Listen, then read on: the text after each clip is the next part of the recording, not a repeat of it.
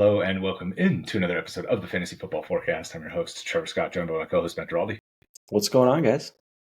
And today we are going to get into the Beat the Waiver Wire, which is one of our favorite videos to make each week, get you guys ready for week 10, looking ahead. These guys, again, same format. If you have guys going on IR slots that are marked out, you have DK Metcalf, you have T. Higgins, you have Jonathan Brooks, you have any number of guys that are going to get the out designation, fill them in your IRs, you got a couple extra bench spots. This is your video here. So also, we're getting closer and closer to 300 subscribers. So if you don't mind taking a second and hitting that subscribe button for us as we try to get to 300 here, we'd appreciate the support a lot. So without further ado, let's get into the players here. So the first guy we're going to talk about is a quarterback. I mentioned it last week, but since nothing was imminent, we didn't want to talk about it. But I do want to bring up Drew Lock, quarterback for the New York Giants.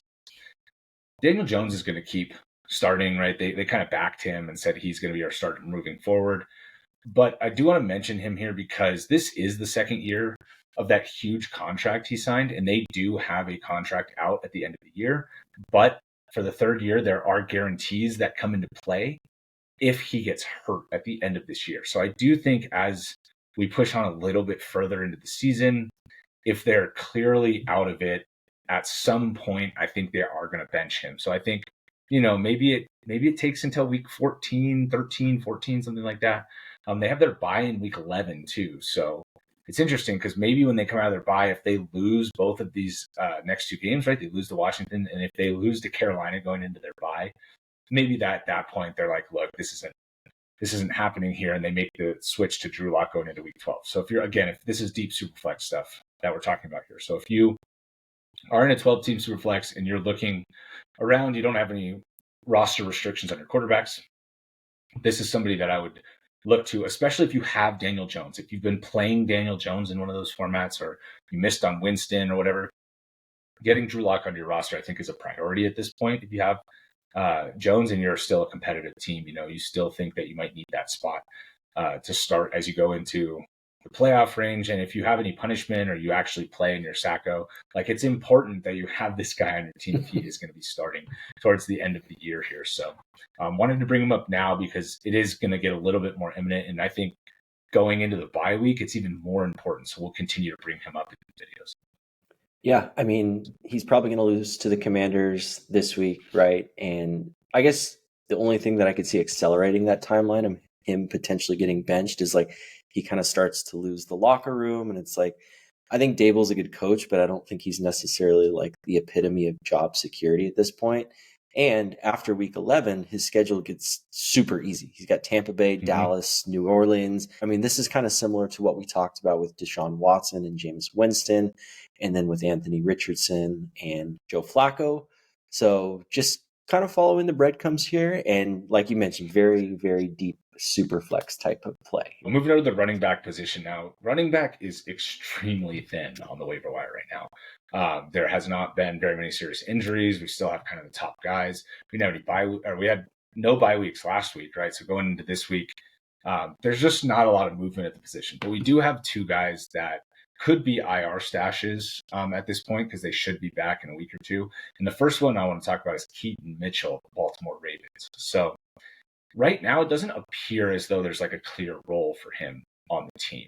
So if you're adding him and you're putting him on your bench, especially in a situation where he might not play this week, maybe you want to wait an additional week here. But he's extremely talented. I mean, we saw him be very explosive last year as a rookie. He also didn't play much until kind of the end of the year last year. And then he burst on the scene in his first game, had 138 yards and a touchdown, first chance he got. And so, he's coming off injury and they're bringing him along slowly, and he could get on the field for, 18% of the snaps and get 4 carries and go for 60 yards. That is not something that's outside of the range of his outcomes. And if he looks that good and that explosive, I do expect the Ravens to figure out how to use him because it's just really hard to ignore that kind of upside on a per touch basis. So he has a little bit of pass catching chops, but he's not going to be taking Hill's role in the passing game at this point because he's been so effective. And obviously he's got no room for increased groundwork with Derrick Henry there. But so maybe this is more of a handcuff if you own Henry to try and get him and beat the waiver wire on him. But if he does play at any point and pops for a game where he has 10 a carry, he's going to get added in a lot of places. So we just wanted to mention him. He's only 12% owned. I'm guessing most of those are dynasty leagues. So, if you have a spot on your IR open, or you have just an end of bench spot that you want to throw a dart at a running back, he's one of my favorites that's currently out there in most leagues. And he's such a fun player. Like last year, that little stretch was so fun. I had him on my team in our league, and I had like he, Achane, and Gibbs, and I was like, I just have the most explosive running back players, and I have so much fun with it. I don't care if they're not the number ones or whatever. Like he's just awesome and electric, and I can't really think of a better like thunder and lightning punch than Derrick Henry and Keaton Mitchell. So I think you're right. Like if he comes back healthy, and hopefully he does, because that injury was very gruesome, I think he'll get a decent amount of touches, because it's not like Derrick Henry is just the workhorse, right? If you look at his snap share, it's a lot lower than maybe you think. And you're right with Justice Hill, like he's going to be getting the passing game work stuff too. But if you like to take shots on high upside guys, like this is kind of the play that you'd be looking for. Yeah, and I think too, going down the stretch, right, it's going to get colder, right? And Derrick Henry obviously on a historic pace, right, tracking for his second 2,000-yard season, which is something no running back has ever done. But this could be an opportunity, because I think the Ravens themselves have much greater aspirations than the regular season. They're looking to play much longer than that. So if they're looking to keep Henry fresh down the stretch, try and reduce his risk for injury, and Mitchell is able to get into a 6 to 8 touch role, like with his explosiveness, you could do worse than throwing somebody like that in your flex, even if it turns out to be 3 or 4 points. On any given week you put him in there, it could be 12, it could be 14. So, it's a boom bust player that I think is worth taking a shot on at this point in the year. Second guy we're going to talk about at running back is Tyjae Spears. I was a lot more excited about this when I thought he was going to play, and Pollard was kind of trending towards not playing. But Spears, they just ruled out, so this is another IR play here. If you do have an IR spot, adding him and slotting him in there for when they're both back. But the fact that Pollard is also banged up at this point, we don't really know exactly if he's going to play this weekend or not. But if he doesn't necessarily progress very quickly and Spears gets back kind of before him, we could finally see his role get expanded a little bit, where he could get, 10 carries and 5 targets, which is kind of what we were hoping for coming into the season. That was going to be his workload. So maybe once he's back, he finally gets into that kind of optimal role for his play style, and we can start seeing him be worth a start again as a flex player moving forward. So Spears is definitely more available. That's why I bring him up second. I'm sorry, he's definitely less available. That's why I brought him up second, because it's 46% rostered. So there's a pretty good chance somebody in your league already has him in their IR slots. But just go and check your waiver wire and see if it's somebody that you can move into one of those spots, moving into week 10. And then you can kind of evaluate the running back situation before you activate him onto your bench. Yeah, especially if you are a Pollard owner. Like I would make a point to just make a low-level trade to get Spears on my team, throw him in that IR spot, free it up for someone else too. And, let's say Pollard does miss time at the end of the year. Their fantasy playoff schedules, the Bengals, the Colts, and the Jags. So Spears could be one of those guys. If Pollard's injury lingers or he misses time, like could be kind of that league winning flex type of player. I don't know if I want to go that far, but could be someone that you're going to be plugging into lineup. So I like the idea of getting them on your team if you can. Yeah, maybe not league winning, but maybe rises the floor enough to keeps you out of give last you more place. Confidence. Yeah, keeps you out of whatever last place punishment is. How about that? Yeah. So, obviously he's somebody that you would kind of need to have the lead role to be somebody that could turn into a league winner. Yeah. Kind of like, we saw some of the guys, Ty Chandler, Zamir White, end of the year last year, that kind of just took over the entire backfield. So if he does that, obviously this will be a different conversation, but until Pollard has a longer term injury, that's not the case. Moving over to wide receivers now. So the first guy I want to talk about here is Jalen Tolbert. We're going to just mention him briefly because I wasn't even sure I was going to add him to this video because we talked about him last week, but he's still only 34% rostered, and he was on the field for 89% of the snaps, which is the third week in a row he's hit at least that mark. And, they had a couple difficult matchups, Pittsburgh, Detroit, San Francisco in their last three. But now it gets a lot easier moving down the stretch. I think Dak is going to play a lot better against worse defenses. And I think obviously CeeDee Lamb is going to garner a lot of attention, despite the fact that the 49ers just decided not to cover him in the fourth quarter last week. So you get Atlanta, Philly, Houston, Washington, Giants. I mean, it's just really good schedule. So if you have a spot at the end of your bench, check it out this week and see if he does something against Atlanta. Because if he gets it going this week, I could see it being the start of a momentum stretch here where he could be really good over the next month plus.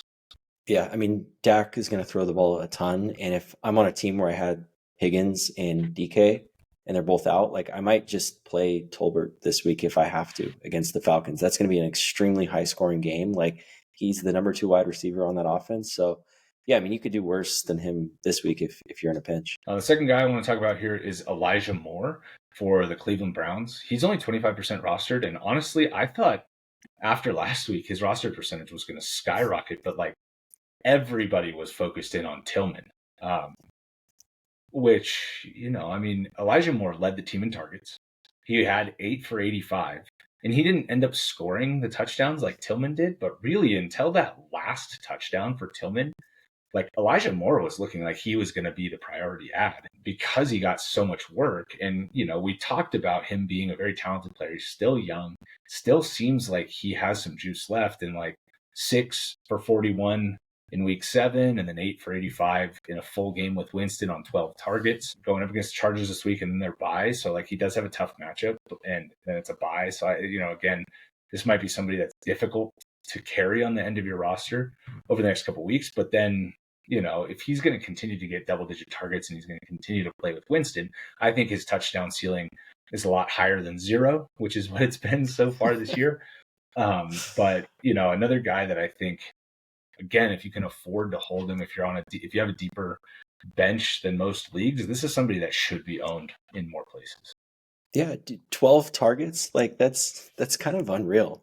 And it's just so nice to see Winston make all of these pass catchers very relevant. And I think, maybe some of the hesitation from people not adding him has to do with the fact that they want to see it one more week and really see how the pecking order shakes out over a larger sample size. Because it's like, are we going to see big Njoku weeks and then big Tillman weeks? Is Jerry Jeudy going to be the number one? Is, so on and so forth. So maybe that has something to do with it. But like you mentioned, talented Definitely. Young player. He's, showed a lot of promise his rookie year and then kind of fell off a little bit, but it's still in there, and it's at least they're watchable now and entertaining. Yeah.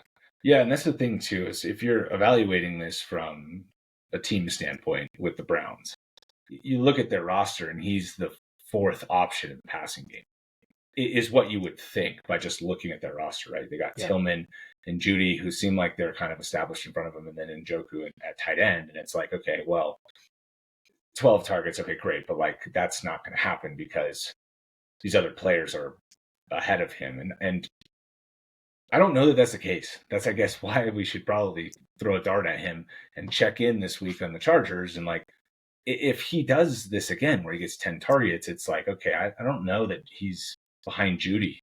I know they went and got Jeudy and stuff, but it's like, it would seem then like his connection with Winston, especially if he gets double-digit targets both weeks, Winston starts, that's almost like a safety valve at that point, that he is actively looking for him in the middle of the field.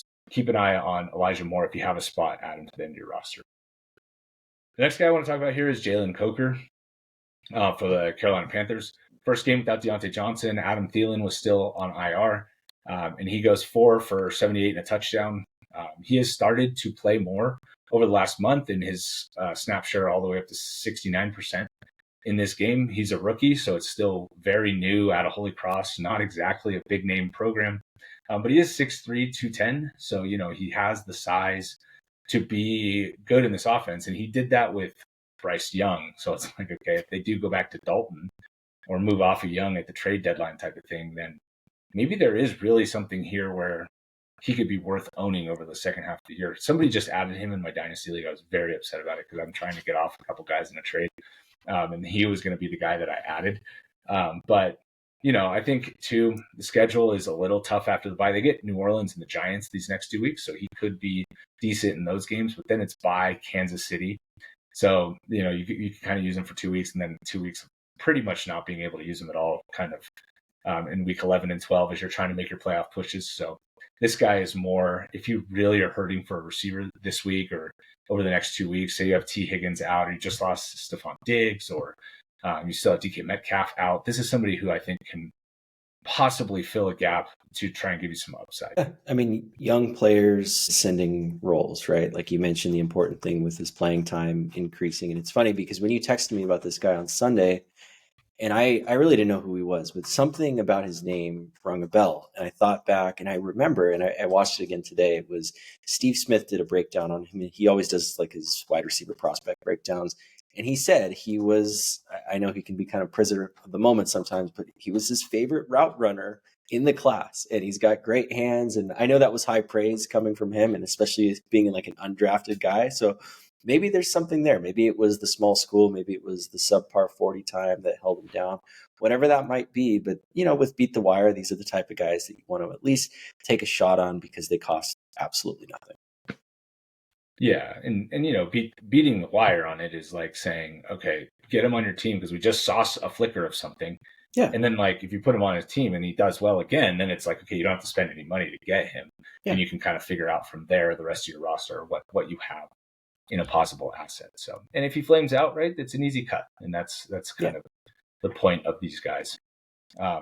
Two guys I do want to bring up. I didn't just mention Adam Thielen, so we're going to talk about him in a second. But both of these guys that we're going to talk about, Thielen and Darius Slayton, are both guys I think are trade candidates. So if you can add them to the end of your bench now and they end up on a new team next Tuesday, I think that's something that can help get in front of any waiver wire buzz that will be around both of these players. So I wanted to mention them both. Thielen is doubtful for week 9. So the fact that he's not going to even play before the trade deadline, I think maybe reduces the chance that he gets dealt. But even if he stays with Carolina, there's also the chance that he's the number one once he's back. We saw him be very successful last year. Through the first 6 weeks of the year, he was putting up over 100 yards multiple times. He had 4 touchdowns in the first 6 weeks. We know it's there. He can be productive in this offense. So, again, this is one of like the running backs, you're going to end up putting him on IR or having a nothing burger on the end of your bench, which isn't exactly what we're trying to do here. But Thielen is somebody I think only 38% rostered, but without Deontay Johnson, when he's back, he could be well worth starting. And we've seen it as recently as last year. Yeah, I'm much more interested in Slayton because we saw when Neighbors was out, like he was great for the Giants. And then even last week when Neighbors was back, he was very good. And I just think it makes way too much sense for him to go to the Buccaneers. And if he goes to the Buccaneers, he's going to be the number one receiver for Baker Mayfield until Mike Evans comes back. Like there's a ton of value in that. So he's someone I'm actively targeting to get onto my teams in case that happens. Because if he does and he goes to the Bucs, then the fab bids on him are going to be, high. Astronomical. Right? Like as they should be. Yeah, and if we structured this show where we put like our number one priority for who we want on the waiver wire, Slayton would be number one for both of us. I've been all in on Slayton. I feel like throughout this whole trade conversation, I can't figure out why he hasn't been dealt yet. It's because the Giants' asking price is a little bit too high before the trade deadline, and obviously they were like actively using him, and he went over 100 yards again last week. So it's like, okay, and that was against Pittsburgh. So maybe there's something here where they want to hang on to him, but I think they have to move him and get whatever they can because it's just expiring contract, and it just makes too much sense for the Buccaneers. He can just fill right into Godwin's role in the slot, and I just really hope that kind of comes to pass because he could be so good with Baker Mayfield. He's able to get down the field. He does a lot of his work in the middle parts of the field.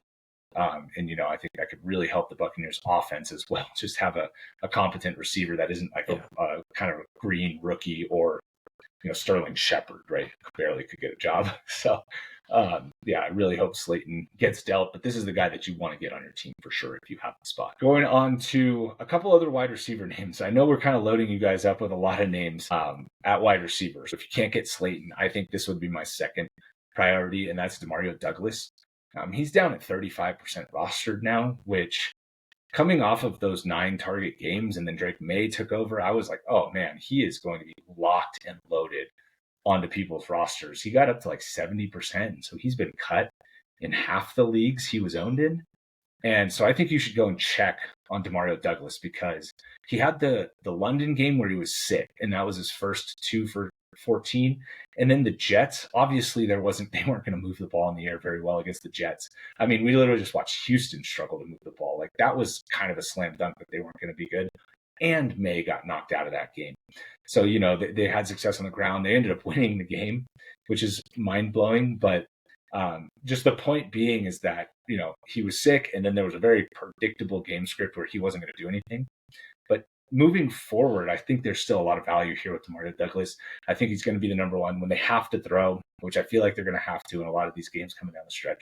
He's somebody that can be flex viable, so I think he's worth picking up and hanging on to. And I say this as they go against Tennessee next week and they go against Chicago the week after that. So those teams are also going to be able to hold the pass in check. It's going to be really hard to get him into your lineup during those weeks. But just keep him on his bench. Keep him on your bench because then it's the Rams, Miami, Indy. And I think during that stretch, he can be productive going into the bye. And then his playoff schedule is also pretty solid too with Arizona and Buffalo in his first 2 playoff games in 15 and 16. The Chargers, not so good, but I think the schedule after week 10 kind of sets up very well for Demario Douglas.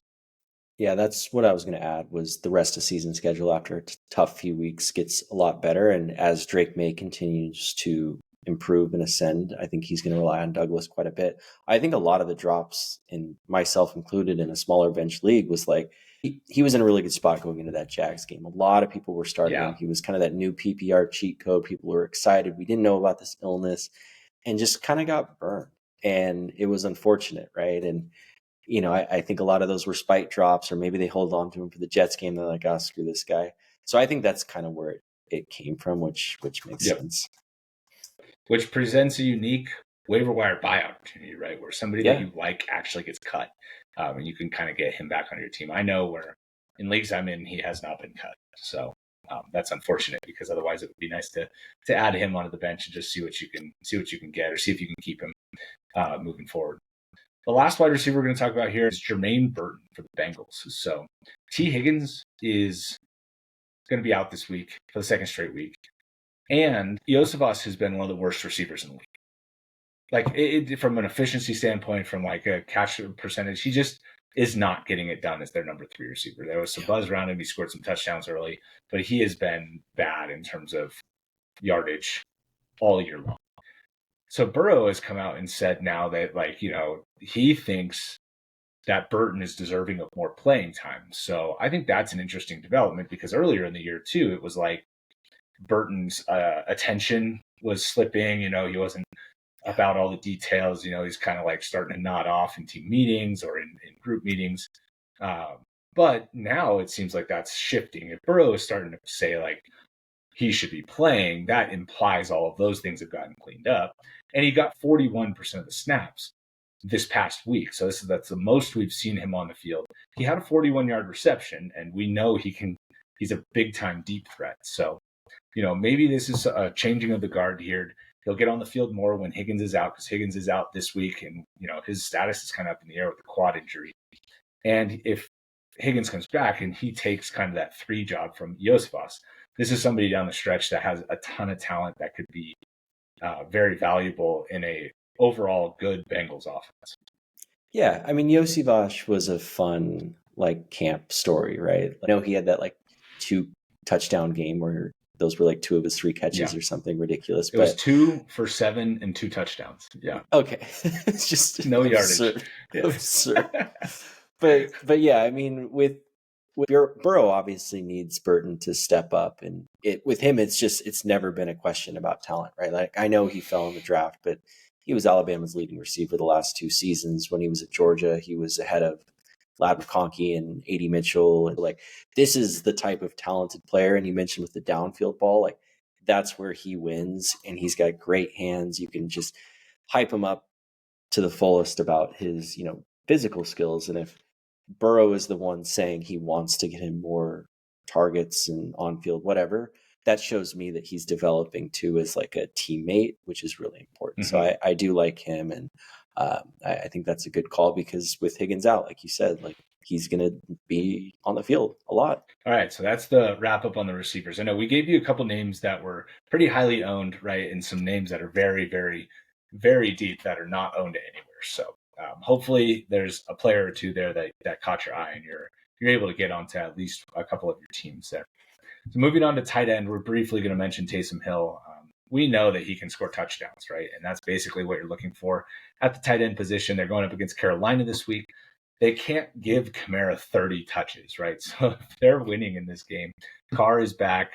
They might get ahead too. So like if they're in a situation where, Kamara already has 17, 18, 19 touches and they're ahead by 2 scores and Taysom Hill comes in and gets 10 touches in this game and scores a touchdown or 2, like you're going to wish not only that you had him, but that, you picked him up when you had the chance now, because tight end has been kind of iffy. I guess we're coming off one of the best tight end weeks ever, but that doesn't erase the rest of the season, what we've been seeing at the tight end position. I mean, the fact of the matter is that Cade Otton is still cemented in the top 10, right? So like, which kind of shows where the position is at this season. So getting Taysom Hill onto rosters here for the Carolina game, I think is worth a look if you need tight end help. And there's rumors that it will be National Tight End Day again this Sunday. So stay tuned for that.